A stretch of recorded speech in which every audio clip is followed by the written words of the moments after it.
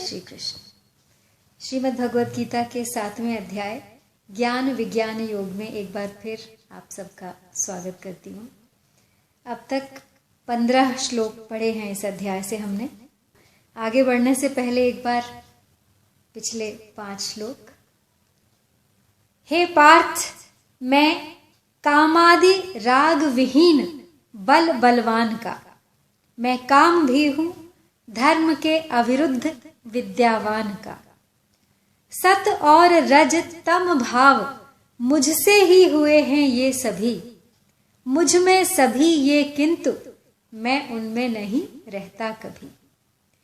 इन त्रिगुण भावों में सभी भूला हुआ संसार है, जाने न अव्यय तत्व मेरा जो गुणों से पार है। यह त्रिगुण दैवी घोर माया अगम और अपार है, आता शरण मेरी वही जाता सहज में पार है। पापी नराधम ज्ञान माया ने हरा जिनका सभी, वे मूढ़ आसुर बुद्धिवश मुझको नहीं भजते कभी। तो अब इससे आगे प्रारंभ करती हूँ 16वां श्लोक। अब पिछले श्लोक में बताया उन्होंने कि दुष्कृति पुरुष मेरी शरण नहीं होते, दुष्कर्म करने वाले मेरी शरण नहीं होते। तो फिर शरण कौन होते हैं, इसको आगे के श्लोक में बताया है। चतुर्विधा भजन्ते माम जनाः सुकृतिनो अर्जुन, आर्तो जिज्ञासुरर्थार्थी ज्ञानी च भरतर्षभ। यानी हे भरत वंशियों में श्रेष्ठ अर्जुन, पवित्र कर्म करने वाले, अर्थार्थी, आर्त, जिज्ञासु और ज्ञानी, ये 4 प्रकार के, ज्ञानी को ही प्रेमी कहा गया है। तो ये 4 प्रकार के मनुष्य हैं जो मेरा भजन करते हैं, मेरी शरण होते हैं। सुकृति पवित्र आत्मा मनुष्य अर्थात भगवत संबंधी काम करने वाले मनुष्य 4 प्रकार के होते हैं और ये चारों ही मेरा भजन करते हैं। तो अब वो कौन कौन से 4 हैं? एक तो जो यज्ञ दान तप आदि वर्ण आश्रम के शास्त्रीय कर्म सारे करते हैं, वे भाग्यशाली हैं। जिनकी भगवान में रुचि हो गई है वे भाग्यशाली हैं, वे श्रेष्ठ हैं।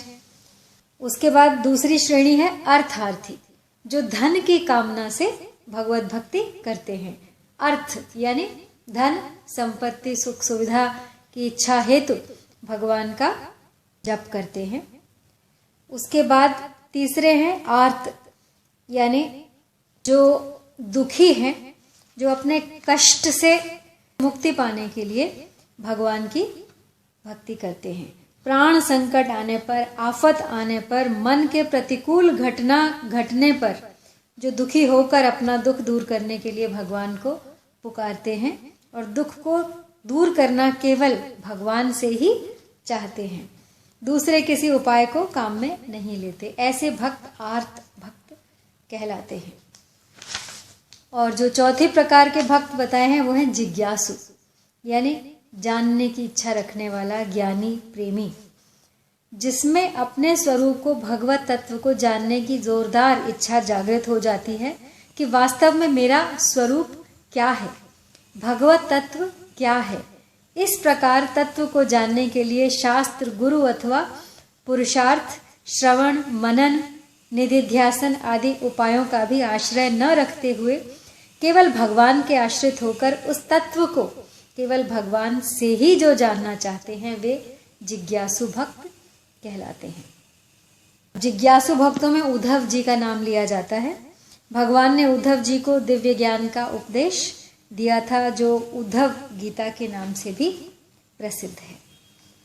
यहाँ पर अब एक बात समझने की है कि धन की इच्छा, दुख दूर करने की इच्छा और जिज्ञासा पूर्ति की इच्छा लेकर जो भगवान की तरफ लगते हैं उनमें तो भगवान का प्रेम जागृत हो जाता है और वे भक्त कहलाते हैं।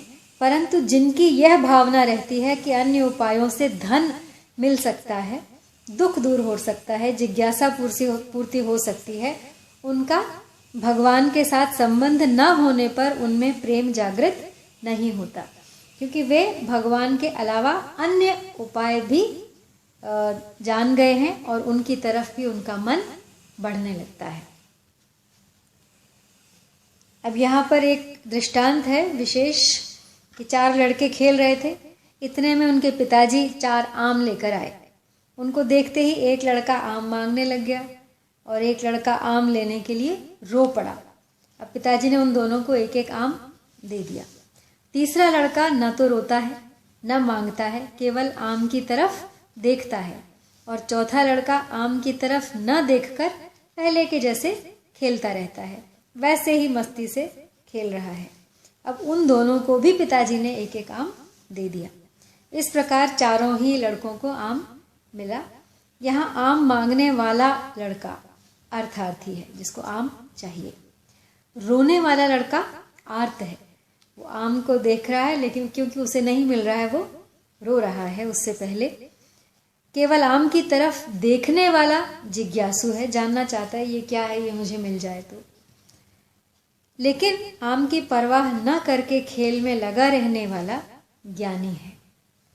ऐसे ही अर्थार्थी भक्त भगवान से अनुकूलता मांगता है, आर्त भक्त भगवान से प्रतिकूलता दूर कराना चाहता है, जिज्ञासु भक्त भगवान को जानना चाहता है, और ज्ञानी अर्थात प्रेमी भगवान से कुछ नहीं चाहता। और ये चारों ही भक्त भगवान निष्ठ हैं। यहाँ पे कामना 2 तरह की होती है, बताया गया है कि परमार्थिक और लौकिक। एक तो कामना वो होती है जो कभी पूरी नहीं होती, और एक कामना पूरी होने पर फिर दूसरी कामना पैदा हो जाती है। जैसे धन की कामना हुई, फिर और अधिक धन मिल जाए, मान बढ़ाई, जीने भोगने, यश कीर्ति, तरह तरह की कामनाएं, स्त्री पुत्र आदि की कामनाएं जन्म लेती रहती हैं, जो कभी कभी भी पूर्ण नहीं होती। इसलिए कामना को सर्वथा त्याज्य कहा गया है। किंतु मुक्ति की अपेक्षा जो भक्ति की कामना है उसको बहुत श्रेष्ठ बताया गया है, क्योंकि मुक्ति में स्वयं मुक्त होना चाहता है और भक्ति में भगवान के समर्पित होना चाहता है। तात्पर्य है कि मुक्ति में लेने की इच्छा है और भक्ति में देने की इच्छा है। तो परिशिष्ट भाव यही है कि मेरी शरण लेने वाले भक्त गुणमयी माया को तर जाते हैं। अब पूर्व श्लोक में वर्णित इन चारों भक्तों में से ज्ञानी भक्त की विशेषता का विशद वर्णन आगे के श्लोक में कहा गया है, क्योंकि भगवान को ज्ञानी भक्त ही सर्वप्रिय है। तेषां ज्ञानी नित्ययुक्त एक भक्तिर्विशिष्यते प्रियो हि ज्ञानिनो अत्यर्थमहं स च मम प्रियः। अब उन 4 भक्तों में मुझ में निरंतर लगा हुआ अनन्य भक्ति वाला ज्ञानी अर्थात प्रेमी भक्त श्रेष्ठ है, क्योंकि ज्ञानी भक्त को मैं अत्यंत प्रिय हूं और वह मुझे अत्यंत प्रिय है। यहाँ पे ज्ञानी अर्थात प्रेमी श्रेष्ठ इसलिए है क्योंकि वह नित्य युक्त है, अर्थात वह सदा सर्वदा केवल भगवान में ही लगा रहता है। भगवान के सिवाय दूसरे किसी में किंचित मात्र भी उसका लगाव नहीं। जैसे गोपियाँ सब कुछ करते हुए, गाय दुहते, दही बिलोते, धान कूटते, सभी लौकिक कार्य करते हुए भी भगवान श्री कृष्ण में उनका चित्त लगा रहता है, ऐसे ही ज्ञानी भक्त लौकिक और परमार्थिक सब क्रियाएं करते हुए अपनी क्रिया में जुटा रहता है, लेकिन भीतर से वो भगवान से भी सदा जुटा रहता है। भगवान का संबंध रखते हुए ही उसकी सब क्रियाएं होती हैं। तो अब जब भक्त सर्वथा निष्काम हो जाता है, अर्थात उसमें लौकिक पारलौकिक किसी तरह की इच्छा नहीं रहती, तब उसमें स्वतः सिद्ध प्रेम पूर्ण रूप से जागृत हो जाता है। भगवान ने अपने प्रेमी भक्त को ज्ञानी नाम से इसीलिए कहा है कि सब कुछ परमात्मा ही है यही वास्तविक और अंतिम ज्ञान है और इससे आगे कुछ नहीं। और इसलिए ऐसा अनुभव करने वाला प्रेमी भक्त ही वास्तविक ज्ञानी है। गीता में भगवान ने मुख्य रूप से भक्तों को ज्ञानी ही कहा है। तो भगवान का अर्थार्थी भक्त जो है वो अनित्य युक्त होता है। अर्थार्थी की अपेक्षा आर्त कम अनित्य युक्त होता है और आर्त की अपेक्षा जिज्ञासु और भी कम अनित्य युक्त होता है, परंतु ज्ञानी सर्वथा नित्य युक्त होता है। तो अब पूर्व श्लोक में भगवान ने ज्ञानी भक्त को अपना अत्यंत प्यारा बताया, तो इससे ये असर पड़ता है कि भगवान ने दूसरे भक्तों का आदर नहीं किया। तो इसलिए आगे के श्लोक में कहते हैं, उदाराः सर्व एवैते ज्ञानी त्वात्मैव मे मतम् आस्थितः स हि युक्तात्मा मामेव अनुत्तमां गतिम्। यानी पहले कहे हुए सबके सब चारों भक्त बड़े उदार श्रेष्ठ भाव वाले हैं, परंतु ज्ञानी प्रेमी तो मेरा ही स्वरूप है, ऐसा भगवान का मानना है, क्योंकि वह मुझसे अभिन्न है, यानी मुझसे अलग नहीं है, जिससे श्रेष्ठ कोई दूसरी गति नहीं है, कोई दूसरी स्थिति नहीं है। मुझ में ही वह दृढ़ रूप से स्थित है, यानी वो मेरा ही स्वरूप है। अब यहाँ पे जीव परमात्मा का अंश है, परिशिष्ट भाव यही है।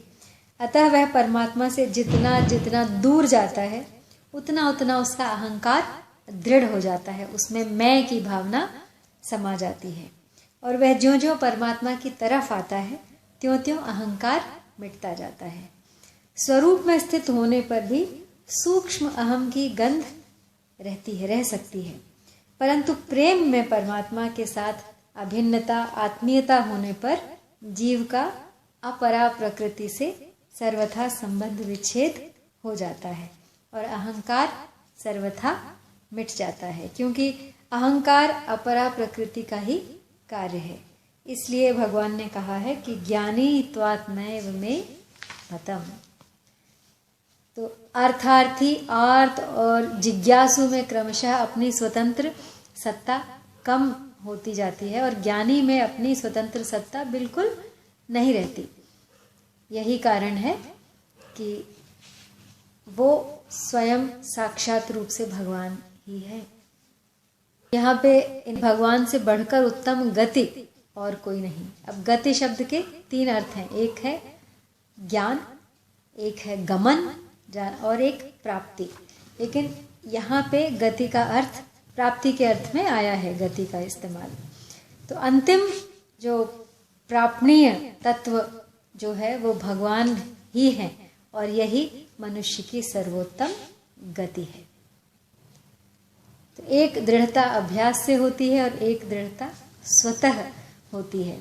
जैसे मात्र संपूर्ण प्राणियों में मैं हूँ, इस प्रकार अपने आप में स्वतः दृढ़ स्थिति होती है, ऐसे ही ज्ञानी भक्त की भगवान में स्वतः दृढ़ स्थिति होती है कि ईश्वर ही है, मैं नहीं हूँ।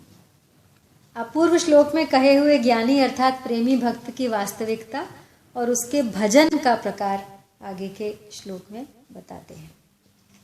बहुनाम जन्मनामन्ते ज्ञानवान् मां प्रपद्यते वासुदेवः सर्वम् इति स महात्मा सुदुर्लभ। यानी बहुत जन्मों के अंतिम जन्म में अर्थात मनुष्य जन्म में सब कुछ परमात्मा ही है। इस प्रकार जो ज्ञानवान मेरे शरण होता है वह महात्मा अत्यंत ही दुर्लभ है। कहने का तात्पर्य है कि मनुष्य का जो जन्म है वो अंतिम माना जाता है, कारण कि भगवान का यह संकल्प है कि मेरे दिए हुए इस शरीर से तू अपना कल्याण कर ले। अतः ये अपना कोई संकल्प न रखकर केवल निमित्त मात्र बन जाए तो भगवान के संकल्प से इसका कल्याण हो जाए। जैसे भगवान ने अर्जुन से कहा था कि मेरे द्वारा मारे हुए को तू मार दे, यानी ये सब तो पहले से ही मरे हुए हैं, अपने विराट रूप में उन्होंने ऐसा दिखाया, तो तू चिंता मत कर, तू युद्ध कर, तेरी विजय होगी। तो इसी तरह से भगवान ने कृपा करके मनुष्य शरीर दिया है। अगर मनुष्य भगवान से विमुख होकर संसार के राग में न फंसे तो भगवान के उस संकल्प से अनायास ही मुक्त हो जाए। अब कुछ नहीं करने की अवस्था में, अर्थात कुछ करने की रुचि न रहने की अवस्था में मन, बुद्धि, इंद्रियों आदि के साथ संबंध विच्छेद हो जाता है। कारण कि कुछ ना कुछ करने की इच्छा से ही कर्तृत्वाभिमान उत्पन्न होकर अंतःकरण और इंद्रियों के साथ संबंध जुड़ता है, और अपने लिए करने से फल के साथ संबंध जुड़ता है। और कुछ भी न करने से न कर्तृत्वाभिमान होगा और न फलेच्छा होगी, प्रत्युत स्वरूप में स्वतः स्थिति होगी। अब शास्त्र की आज्ञा के अनुसार निष्काम भाव पूर्वक कर्म करने की अवस्था में करने का प्रवाह जो है वो मिट जाता है और क्रिया तथा पदार्थ से संबंध विच्छेद हो जाता है।